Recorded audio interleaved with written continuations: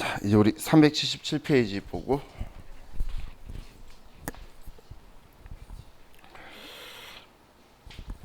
자, 세금계산서 발급 시기 적혀 있죠. 자, 세금계산서 발급 시기는 원칙적으로는 자를 인도할 때예요. 377페이지에 인도할 때라는 건 물건을 줄 때 그때 세금계산서 발행해 준다는 게 당연히 원칙이에요. 자, 근데 가래에 세금계산 발급 시기에 특례 후발급 세금계산서 적혀 있는 거 있죠. 이걸 우리 일반적으로 제일 많이 쓰는데 그게 월 합계 세금계산서예요.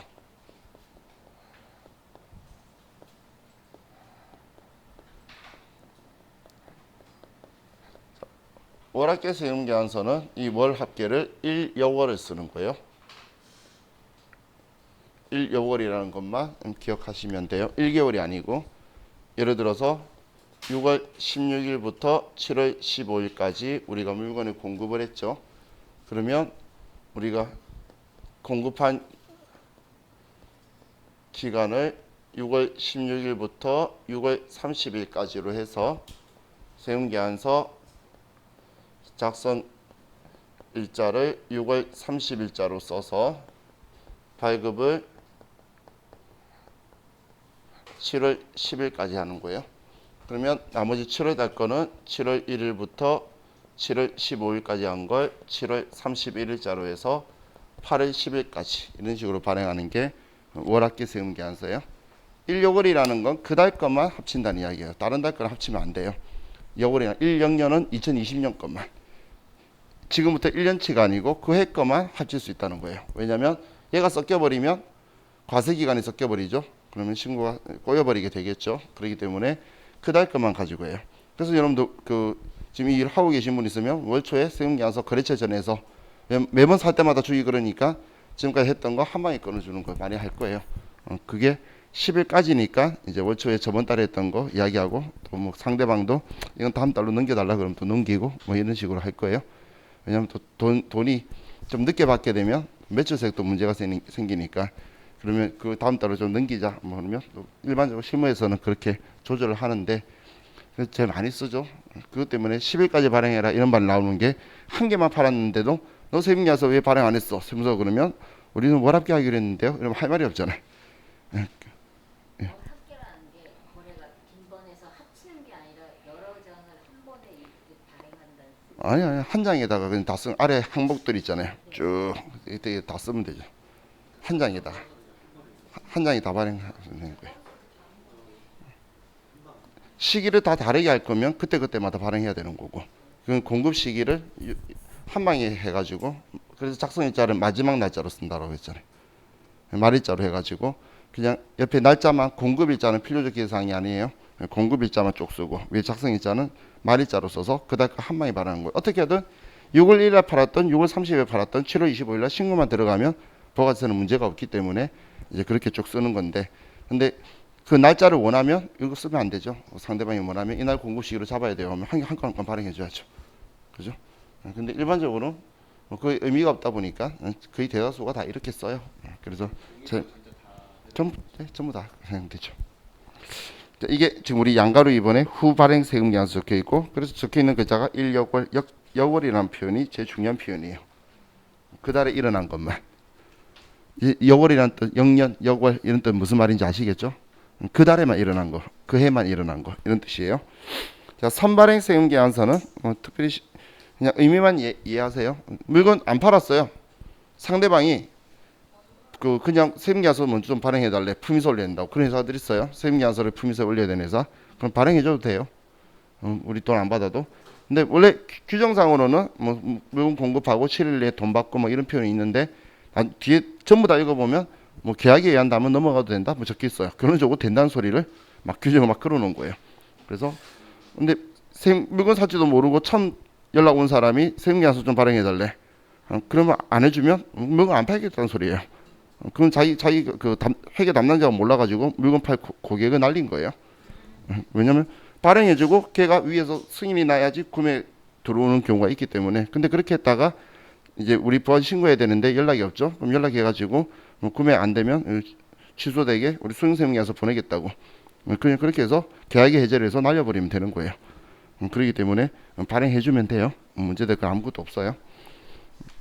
근데 이거 안 된다고 말하는 이상한 경기사문도 많이 봐요. 그럼 그 사람 때문에 거래소 날린 거예요. 회사 입장에서.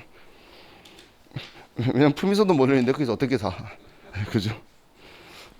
왜냐면 부가가치세 포함된 금액을 보기 원하는 위에 사람들이 있어요. 그래서 얼마 사야 되는데, 얼마 줘 사야 되는데, 그래서 이제 그걸 올려라고 하는 것들이 있어요. 왜냐면 거래도 안 했는데 거래 명세서는 없을 거잖아요, 우리가. 그죠? 그래서 견적서 달라고 그러면 되는데, 견적서 말고 세무계약서 달라는 데가 있어요. 자, 이제 우리 383페이지로 가서 매입세 공제에 대해서 볼게요.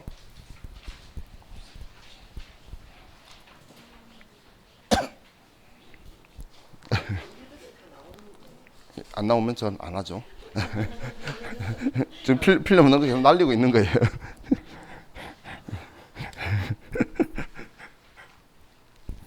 아니 그래도 우리 시험에 전부 다 나온다는 건 아니고 시험에 나온 적이 있다는 거지.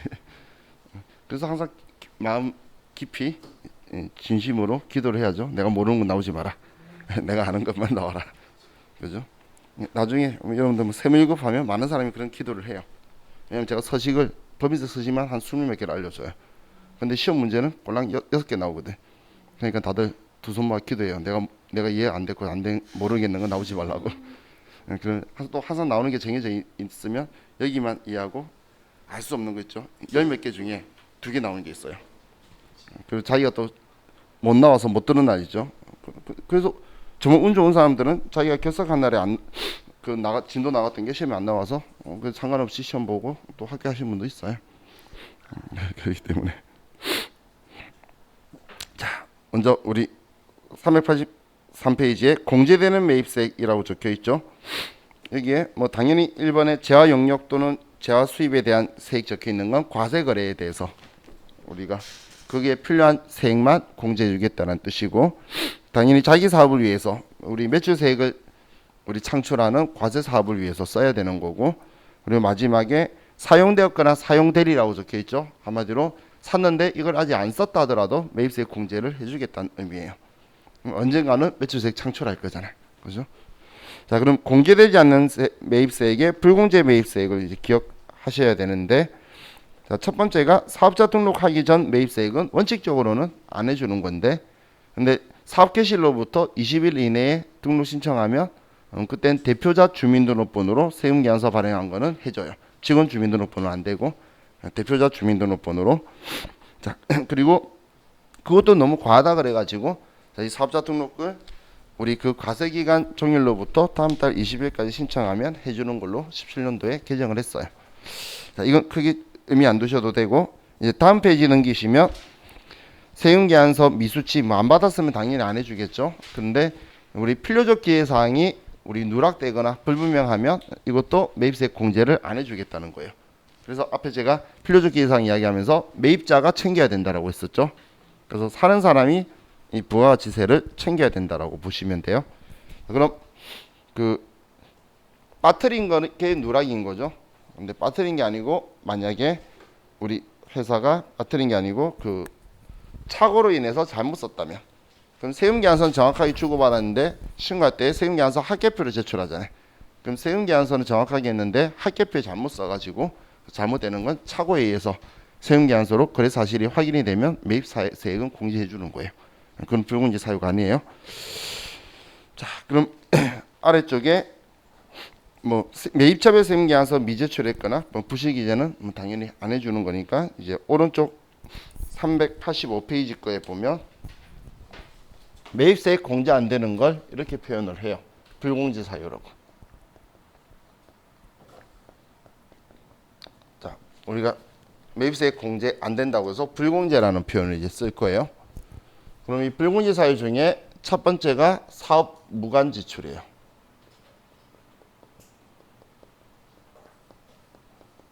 사업하고 관련 없이 사용했으면 이거는 우리 당연히 매입세액 공제를 안 해줄 거라는 거예요.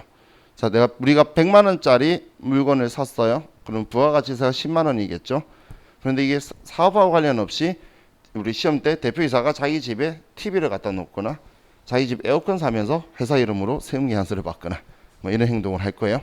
그러면 사업하고 관련 없기 때문에 이건 대표이사가 그 돈만큼 가지고 돈 가져간 거로 볼 건데 100만 원짜리 예를 들어 에어컨이었지만 부가가치세가 공제 안 돌아오니까 그냥 돈 받아간 거는 110만 원을 대표이사 가져간 걸로 처리할 거예요. 매입세 공제가 안 되니까. 시험에서 옛날에 그 TV에 변천사가 다 나와요. 기출 문제 보면. 처음에 뭐 LCD TV 했다가 LED TV 했다가 3D TV 했다가 계속 대표이사 집에 TV를 사요. 그러면 시험 때 그리고 또 조금 변종이 되어서 대표이사 골프채 사고 막 그럴 거예요. 그러면 사업하고 관련이 없죠. 그냥 들어도 관련 없다는 거 알겠죠. 그러면 매입세 공제 안 되는 거구나 이렇게 생각하시면 돼요. 다음 두 번째 면세 사업 관련. 자, 우리가 면세 사업은 우리 매출세가 창출하지가 않죠. 그런데 자 우리가 과세 사업자가 있고 면세 사업자가 있는데 회사가 과세 사업과 면세 사업을 같이 하는 사업자를 겸용 사업자라고 그래요. 이 겸용 사업자는 과세 사업자예요. 겸용 사업자는 제가 어제 이런 표현 썼어요. 면세품만 팔아야 면세 사업자라고. 과세품 하나라도 팔면 과세 사업자라고 이야기했죠. 우리 주위에는 수많은 겸용 사업자들이 있어요. 예를 들면 여러분들 편의점 가면 면세품이 흰우유도 팔고 초코우유도 팔죠. 그죠? 거기 기저귀도 팔고 분유도 팔잖아. 면세품. 근데 일반 과자도 팔죠. 그 겸용 사업자예요. 여러분 알고 있는 마트는 전부 다 겸용 사업자고, 약국 가면 조제약이 있죠. 우리 처방전 받아가는 거. 그런 면세인데 가스명수 주세요. 그건 과세예요. 그럼 전부 다 겸용 사업자예요. 신문사, 신문구독료는 면세인데 그 광고하는 거는 과세예요. 그것도 겸용 사업자고. 우리 주위에는 돈 되면 다 해야지 무슨 과세 면세 따져. 사업자 입장에서는. 그죠? 왜냐면 소득이 생기면서 하는 거지 소비세는 지가 부담하는 게 아니잖아. 그렇기 때문에 전부 다 하는 거예요. 그럼 우리 지금 과세 사업하고 면세 사업 같이 하게 되면 이제 부가세 신고를 나중에 배우시게 되면 얘를 철저하게 구분할 거예요. 예를 들어 과세 사업 비율이 60%고 면세 사업 비율이 40%죠. 그러면 내가 100만 원짜리 물건을 사서 부가가치세가 10만 원이에요. 그러면 6만 원만 공제해주고 4만 원은 공제 안 해줄 거예요. 그만큼 철저하게 나눈다는 이야기예요. 사업 비율까지 매출의 비율로. 그러면 처음부터 면세 사업에만 쓴다 그러면 매입세 공제는 아예 받으면 안 되는 거예요. 그런데 과세 사업에 쓰는 것처럼 했다가 면세 사업 쓰면 어제 어떻게 한다라고 했죠? 이걸 간주 공급으로 팔아버렸어. 그래서 어제 자가 공급에 면세 사업 전용이라는 게 과세 사업에 쓴다고 해가지고 매입세 공제 100% 받아놓고서 면세 사업으로 용도를 전환시킨 걸 면세 사업 전용이라는 거예요. 이런 규정이 있는데 공제받았다는 건 과세 사업에 쓰겠다는 의사표시라고 그랬죠. 또 우리 사업에 쓸 거라고 해놓고서 직원도 줘버리거나 대표이사가 가져가면 처음부터 사업과 관련 없으니까 공제받지 말라 그랬는데 그래 놓고선 그 행동하니까 개인적 공급이라고 해서 간접 공급으로 쳐버리는 거예요. 시가로 팔아버렸다고. 우리가 싸게 산 거 신경 안 쓰고 시가로 팔아버렸다고 하는 거예요. 처음부터 하지 말라는 이야기예요. 공제를. 자, 다음 토지 관련 매입세. 이걸 토지의 자본적 지출 관련. 자, 이거 전부 다 숙지하고 계셔야 돼요. 왜냐하면 시험 문제에서 보고 바로 우리 과세 유형을 바로 선택해야 돼요. 입력하는 중에 알아야 되는 게 아니라 첫 시작을 알고 들어가야 되는 거라서 문제에서 지금 이 사항들이면 공제 안 돼. 안 되는 사유야 라고 인지하셔야 돼요. 자, 원래 어제 여기까지 나왔으면 이거 숙제 내드리려고 했던 거예요. 지금 하고 있는 거 다 외우고 오시라고. 근데 못하니까 우리 시험 전에 다 외워야 돼요. 이거는 자연스럽게 외워져요. 문제 풀다 보면. 자, 그럼 토지의 자본적 지출이라는 말이, 자본적 지출이라는 건 우리가 회계 처리할 때 자산으로 처리하는 거죠. 그죠? 그럼 우리 자산으로 처리하는 건데 토지는 면세자라 그랬잖아요. 얘를 우리가 어떻게든 사용하다가 팔아도 면세로 팔아야 되는 거예요. 토지는 매출세가 창출하지가 않죠. 근데 토지라고 쓴 거니까 그럼 토지의 자본적 지출의 대표적인 게 우리 건물 철거한다든지 우리 그러니까 사용 중이던 거 말고 기존에 그 땅을 샀는데 그냥 있는 건물을 철거하는 철거비라든지 토지 정지 비용이라든지 이런 거 우리 토지 취득원가에 포함시킬 거라고 공부했었죠. 그러면 토지라 처리했는데 팔 때 부가세를 못 받잖아요. 그렇기 때문에 토지랑 관련된 거는 근데 방금 철거업체나 아니면 그 집안 평탄화 작업하는 사업자들은 과세 사업자라서 부가세를 무조건 우리한테 받아갈 거예요.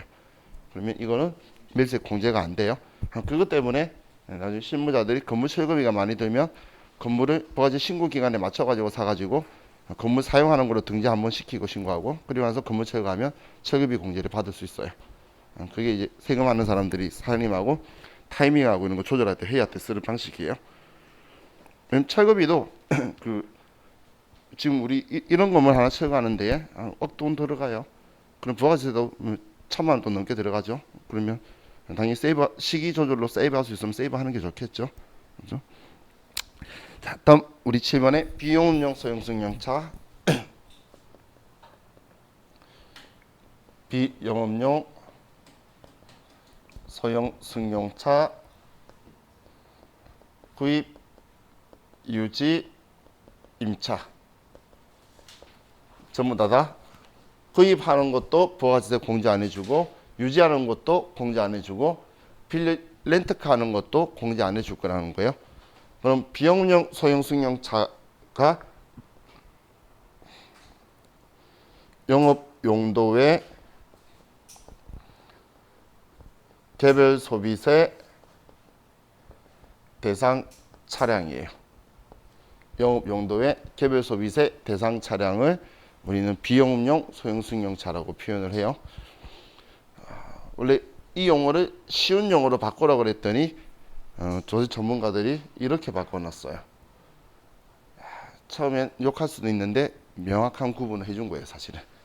근데 이걸 지금 이제 해드릴 거예요.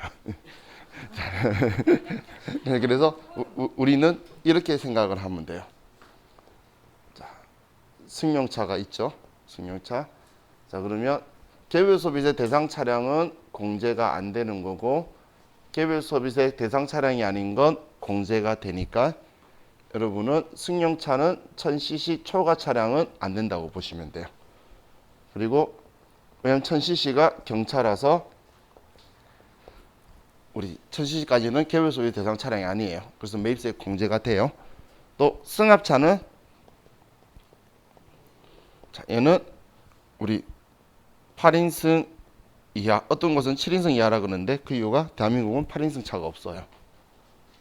그리고 9인승 이상은 공제가 돼요. 공제가 돼요. 그럼 화물차는 그냥 우리 업무용이면 공제를 해줘요. 업무용 아니면 당연히 사업하고 관련 없으니까 공제 안 해야 되겠죠. 그죠? 뭐 오토바이 이런 건 시험에 안 나올 거니까 우리 125cc라는 기준이 있어요. 자, 그럼 지금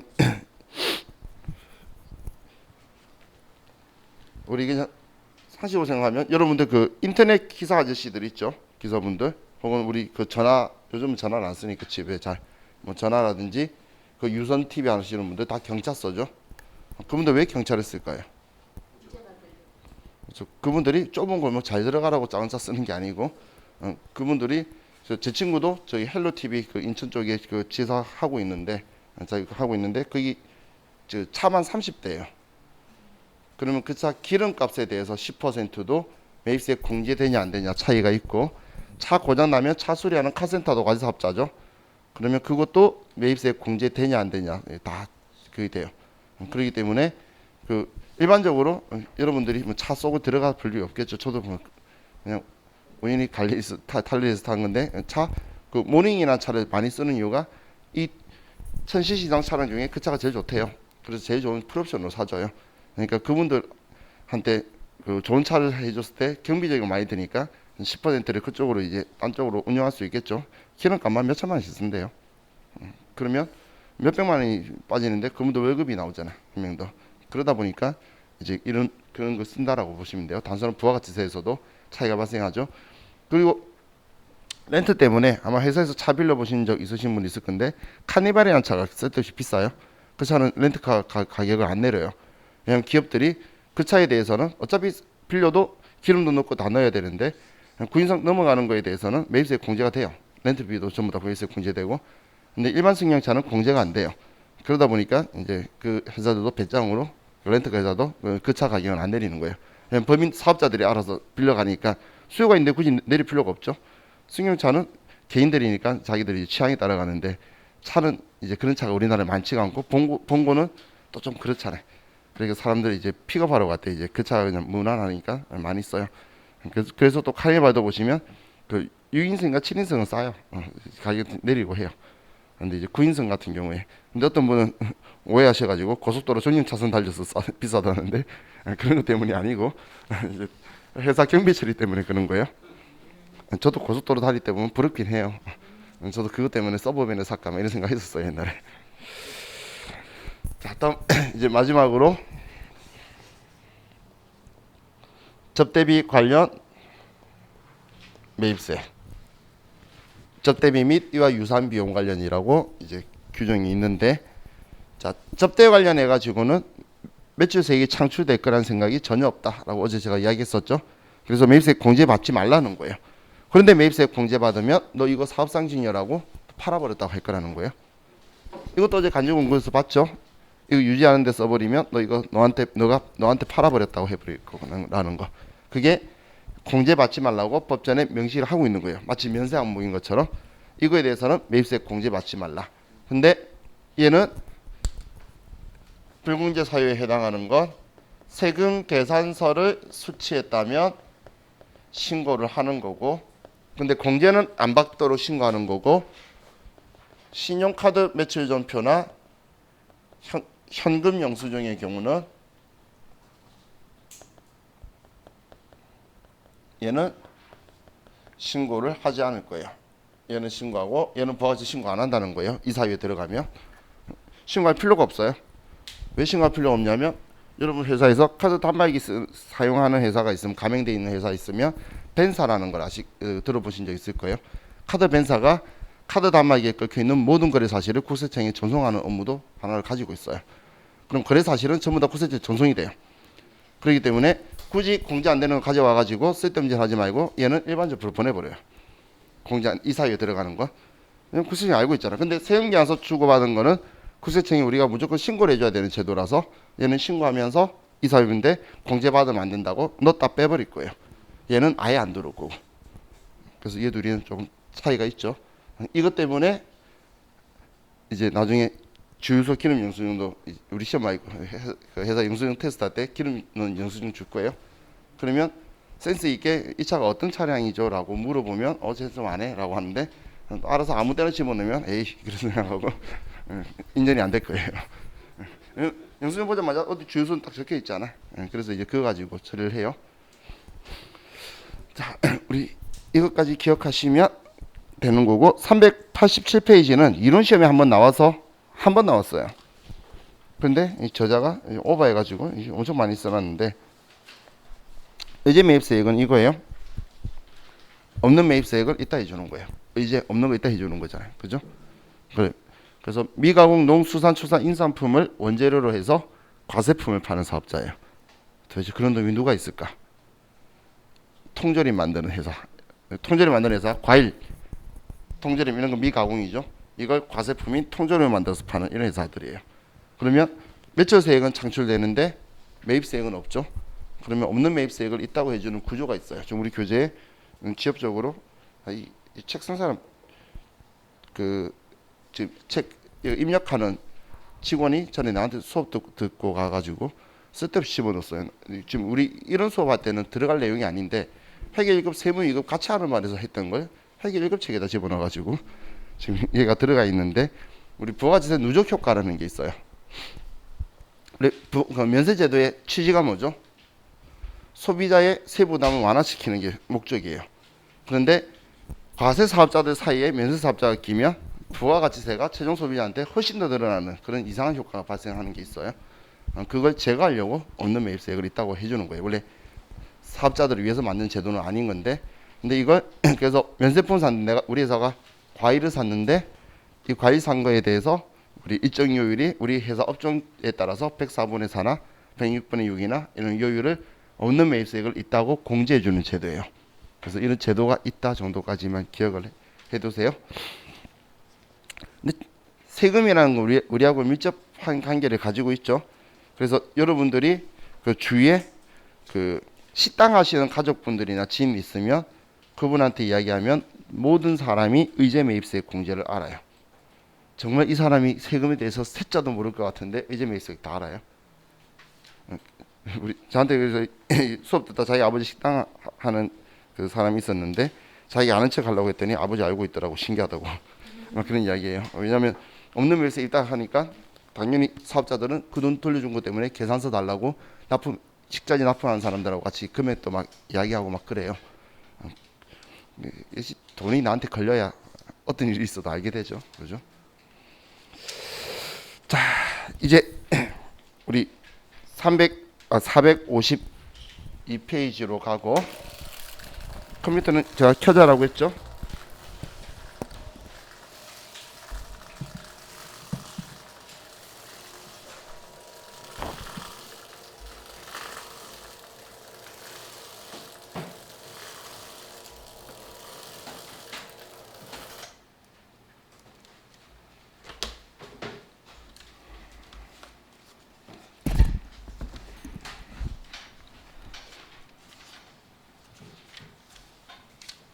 일단 452페이지로 가시고 컴퓨터 회사는 1114번으로 들어갈게요.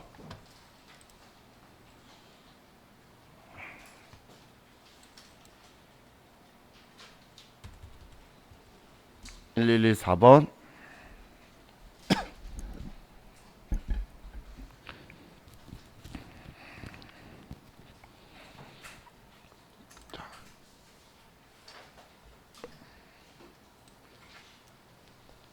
452페이지.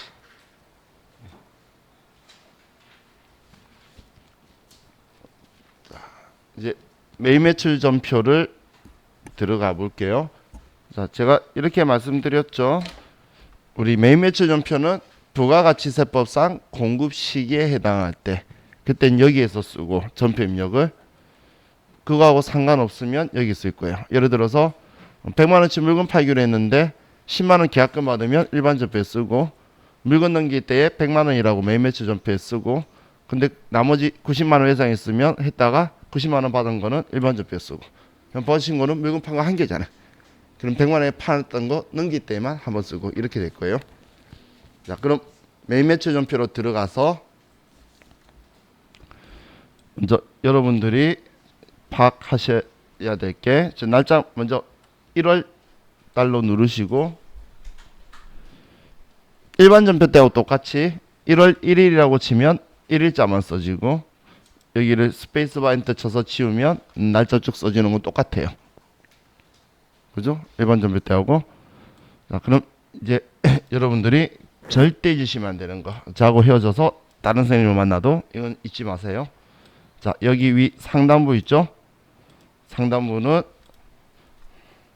부가가치세법이에요. 부가가치세법. 그리고 여기 아래에 계정과목, 조교, 거래처, 차변, 대변 본 적 있죠? 얘 아래쪽에는 일반 전표예요. 얘는 재무회계예요. 재무회계. 다른 말로 하면 얘는 부가가치세 신고하고 관련이 있는 거고 얘 아래는 재무회계라 적은 건 우리 편리하라고 일반 전표를 아래쪽에 넣어준 거예요. 그러면 원래 그 아래쪽 실무에서 아래쪽 입력할 때 실수하시는 분들은 위에 신고만 집어넣고 일반 전표다 써요. 그래도 아무 문제 없어요. 왜냐면 얘가 도움 준다고 도움 준 게 우리한테 독이 되는 경우들이 좀 생기기 때문에 그래서 구분 못하면 옛날에 저도 그 회사 다닐 때 직원이 밑에 계속 전표 입력을 망가뜨리길래 여기 못 쓰겠어요. 일반 전표도 쓰라고. 근데 그렇게 말할 수 있었던 게 그 사람이 일반 전표 잘 쓰는데 여기서만 실수하는 거예요. 이게 세법하고 일반 전표하고 되게 꼬여버려서 그런 거예요. 자, 그래서 먼저 이걸 꼭 생각을 하셔야 돼요. 그럼 여기에 보면 이제 유형이라고 있죠. 유형. 자, 이 유형이 자 그냥 우리 날짜 1월 1일이라고 1이라고 치면 자, 유형이라고 들어가면 아래쪽에 왼쪽은 매출, 오른쪽은 매입해서 번호들이 쭉 있죠. 그게 지금 우리 교재에 지금 이 번호들이에요. 번호들. 지금 우리 교재 452페이지에 번호를 쭉 적혀 있죠. 그게 지금 이 아래쪽에 있는 번호들이라고 보시면 돼요. 그러면 이 과세 유형이라는 거 얘는 이걸 우리 과세 유형이라고 부르는데 과세 유형은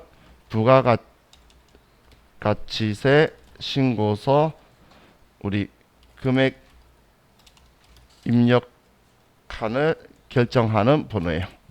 몇 번 칸에 금액 들어가라는 거 있죠. 이 번호 쓰면 여기 칸에 가라. 저 번호 쓰면 저 칸에 가라. 이렇게 이제 컴퓨터가 한테 우리가 명령을 주는 거예요. 참여되면 상관없이 부가가치 신고서.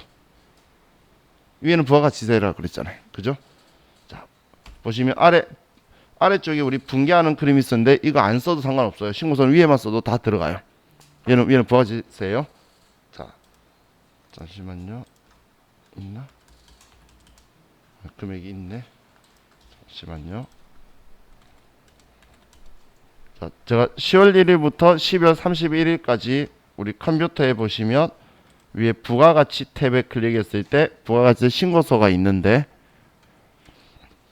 여기에 제가 기간을 10월 1일부터 12월 31일까지 하면 아무것도 없을 거예요. 제가 똑같은 자료니까. 근데 여기에서 제가 10월 달에 10월 1일 날 11번이라고 해서 100만원 팔았다고 이렇게 써요. 제 컴퓨터가 오늘 왜 이렇게 느리지? 자, 이거 보시기만 하면 돼요. 제가 지금 다른 거 안 쓰고 위에 한 줄만 썼죠. 이런 상황에서 부가가치 신고서를 제가 새로 고침을 하면 1번 칸에 금액이 들어오죠. 왜냐면 11번이라는 애가 세금계산서 발행했다는 거예요. 그때 11번을 선택하는 거예요. 지금 어떨 때 하라는 건 제가 설명할 거고 지금 어떤 계획이 연결되어 있는지를 설명드리는 거예요. 그럼 지금 내가 예를 들어서 우리 영세율 세금계산서 발행하면 여기를 12번이라고 써줄 거예요. 그러면 여기에서 제가 새로 고침하면 영세율 세금계산서 발급번호로 위치가 옮겨가죠. 그럼 지금 우리가 회계일급에서 이거 공부하는 건 먼저 여기 어느 칸에 들어가도록 매일 매출 전표에서 과세 유형을 잘 잡는 것까지 하면 나중에 세무이급 가시면 이 칸마다 또 딸려가야 되는 부속 서류가 있어요. 신고할 때. 그럼 그 부속 서류를 공부하는 게 그 다음 과정이라고 보시면 돼요. 그러면 여기에 들어가는 위치가 정확하게 여기 칸이 틀리는 순간 이미 끝난 거예요. 신고는. 그렇기 때문에 이 과세 유형이 중요한 거예요. 그럼 이 과세 유형의 의미 아시겠죠? 그럼 이 과세 유형이고 여기 품목 수량 단가는 필요 없어요. 자, 그래서 얘는 필요 없다기보다는 그냥 우리가 알아보기 위해서 쓰는 거지 의미가 있는 게 아니라서 시험 때 이거 안 알려주는 거 많은데 고민하고 있을 필요 없어요. 정말 기분 나쁘면 저처럼 이렇게 안 써도 돼요. 안 써도 문제 없는 거예요. 그리고 공급가액이 우리 과세 표준이니까 이 금액이 지금 여기에 들어올 금액이니까 이걸 우리가 공부했던 과세 표준을 여기다 쓰는 거예요. 그리고 거래처는 똑같이 F2번 누르면 거래처 선택하는 건 똑같아요. F2번 누르면. 그리고 전자라고 적혀 있는데 자, 우리 시험에서는 외부 프로그램 이용해서 세금계산서 발행한 걸로 해서 우리 여기서 체크를 직접 해줄 건데 전자세금계산서 발행분이다 매입분이다 아니면 비워넣는 거 꼭 체크해야 되는 이유가 컴퓨터가 알아서 전자세금계산서를 적법하게 발급 전송했으면 세금계산서 합계표 제출 안 해도 되는 쪽으로 갈 거고 여기에 체크가 안 돼 있으면 세금계산서 합계표 제출해야 되는 쪽으로 빠질 거예요. 그럼 컴퓨터한테 내가 정확하게 사인을 보내줘야 되겠죠. 이 프로그램에서 발행하면 컴퓨터 당연히 아니까 여기 전자세금계산서라고 뜨는데 우리가 홈택스라든지 아니면 다른 프로그램에서 보낼 수가 있겠죠. 그러면 컴퓨터는 모르잖아요. 그래서 이제 그 전제로 가지고 하는 거예요. 그래서 아래 1번, 0번 눌러가지고 전자세금계산서다 아니다를 여기서 체크를 해주는 거예요. 그럼 얘는 정확하게 해줘야 되는 거고 다음 분계라고 적혀 있는데 그건 아래에 보시면 1번 현금, 2번 외상, 3번 혼합, 4번 카드 적혀 있는데 이거는 마음대로 선택해도 돼요. 마음대로 선택해도 된다는 건 아래 분계를 우리 편하게 도와주려고 하는 거예요. 자, 예를 들어서 컴퓨터가 왜 이렇게 느리지? 자, 우리가 세금계산서 발행했다고 했는데 제가 분계해서 아래 보면 2번 외상이라고 하면 컴퓨터가 도와주기 위해서 차면의 외상 매출금, 대면의 제품 매출, 부가세 이수금 분계 다 끝내줘요. 우리 도와주려고 하는 거예요. 근데 문제는 전부 다 외상 아닌데 이거 선택하면 난 망하는 거예요. 그죠? 그러면 이제 우리 혼합이라는 건 내가 알아서 이제 차변 대변 쓰겠다. 근데 지금 매출이라는 건 여기 번호에서 하니까 이 금액만큼을 부가세 예수금으로 분견을 일단 해주는 거예요. 매출이라는 건 여기 번호 가지고 가니까 그건 해주고, 그러면 돈 어떻게 받았는지를 아래쪽에 차변에 쓰는 방식으로 이제 컴퓨터가 만들어지는 거예요. 그럼 현금이라는 건 팔았으면 입금 전표, 우리가 그 물건 샀으면 출금 전표 나오는 거예요. 잠시만요. 컴퓨터가 동그라미에서 뜨는 건 별로 아프다는 이야기죠. 그죠?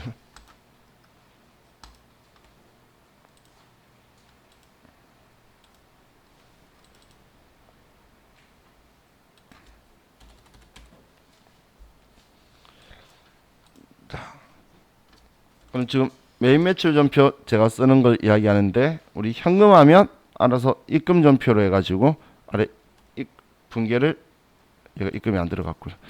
입금 전표로 해서 얘가 들어올 거예요. 지금 컴퓨터가 계속 오류가 나네요. 이제 입금 전표 앞에 뜨죠. 이제 그런 식으로 만약에 매입이었으면 얘가 매입이면 또 매입에 있는 번호를 쓰면 우리 컴퓨터는 얘가 출금 전표라고 다 인지를 해요. 그래서 회계 1급에서는 얘가 도움을 많이 줘요. 그래서 어떤 분은 차변 대변은 얘가 정리를 해주다 보니까 분계가 여기가 쉽다라고 이야기하시는 분이 있어요. 근데 가끔씩 이제 배신하면 이제 그 문제는 어렵다고 하고. 그럼 지금 여기에만 내가 작성을 했는데도 우리 지금 여기 위 상단부가 세금계산서 부가가치 신고와 관련이 있다라고 했죠. 그래서 부가가치 신고서만이 아니라 세금계산서라고 사인 보내면 세금계산서 합계표 제출하는데도 얘가 자동으로 들어와요. 그럼 상단부는 그냥 부가가치 신고하고 관련 있는 거예요. 신고. 근데 반대로 아래쪽 여기를 내가 안 쓰면 분계가 안 들어가는 거예요.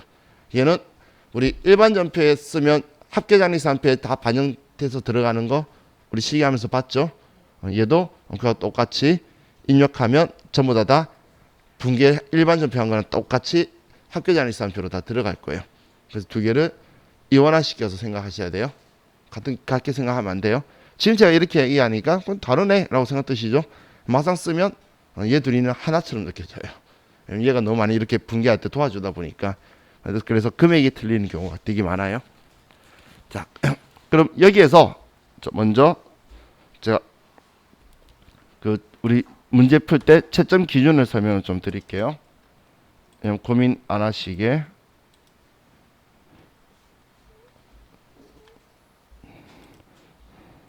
자, 우리 채점 기준에 들어가는 건 이 날짜가 과세 표준이기 때문에 날짜는 채점 기준이고, 또 과세 유형을 잡아야 정확하게 부가가치 신고가 되겠죠. 그래서 이게 채점 기준이고, 공급가액이 과세 표준이니까 정확하게 들어가야 되고, 부가가치세도 우리 과세 표준 그 세액이니까 필요적 계상이라서 정확하게 들어가야 돼요. 그리고 공급자든 공급받는 자든 등록번호가 필요하기 때문에 코드 번호를 쓴 상태에서 공급자가 나오게 해야 되고, 얘는 따라서 나올 거니까. 그리고 세금계산서 합계표에 대해서 봐야 되기 때문에 전자다 아니다 라고 체크를 해야 돼요. 그럼 지금 제가 체크한 이 파란색만 우리가 꼭 들어와 있어야 되는 거지, 나머지는 우리가 신경 안 써도 된다는 이야기예요. 지금 얘는 여러분들이 써도 되고 안 써도 되고, 얘는 여러분들 편한 대로 아무거나 선택해도 돼요. 얘네들은. 그럼 지금 얘네들만 신경 써서 보시면 되겠죠. 자, 그럼 분계 그냥 혼합해도 되고 외상해도 되고 이런 이야기예요. 하긴 해야죠. 안 하면 아예 밑에 분계가 안 들어가는데 문제에서 분계는 해야죠. 이런 이야기예요. 제가 얘를 세금계산서 발행했다라는 이런 상황에서 또 멈췄다.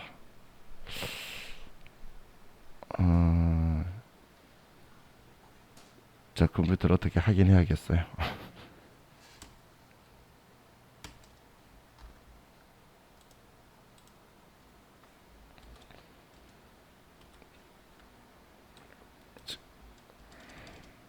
자, 여기에서 제가 이렇게 외상매출금이다라고 컴퓨터가 차변의 외상매출금, 대변의 제품 매출, 부가세 예수금 이렇게 써도 되고, 내가 똑같이 쓰는데 내가 혼합을 해서 대변에 정리되면 차변의 외상매출금 이렇게 써서 이렇게 나오든 다 정답이라는 거예요. 아래 분계는 똑같은 거니까. 그래서 이거 선택하는 거는 시험 채점 기준이 아니라는 거예요. 우리 카드 썼을 때 얘를 카드라고 했어요. 그래서 내가 카드사를 썼는데 카드 했을 때도 우리 일반적인 상거래 단위다를 봐야 되죠. 근데 얘 오늘 왜 이래? 이것 때문에 그러나? 이것도 오늘 올라가다가 안 올라가고 계속. 예? 실패? 아, 쉬었다가. 예, 이거만 하고 있을게요. 그렇죠. 자, 이거 보고 쉽시다. 우리 카드 쓰면 되는데 일반적인 상거래면 외상 매출금이 되잖아요. 근데 그 미수금 적혀 있으면 오답 된다는 거예요.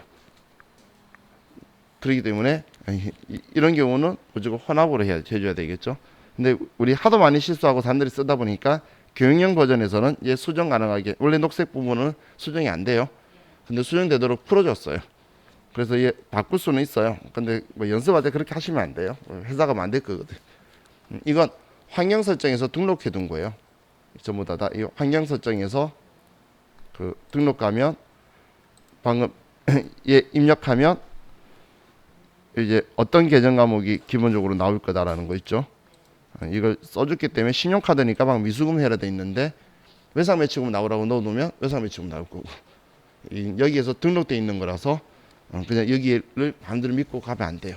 나는 회사에서는 내가 자주 쓰는 거 등록해 놓고 카드 하면 걔가 나오도록 해놓고 아닌 것만 혼합하면 되는데. 자, 그래서 우리 쉬었다가 이제 우리 저와 같이 공부할게. 이제 매일 매출 전표에서 그럼 여기 유형이 있죠. 지금 우리 교재 여기 이거 어떨 때 쓰는지 그걸 보도록 할게요. 자, 쉬었다 합시다.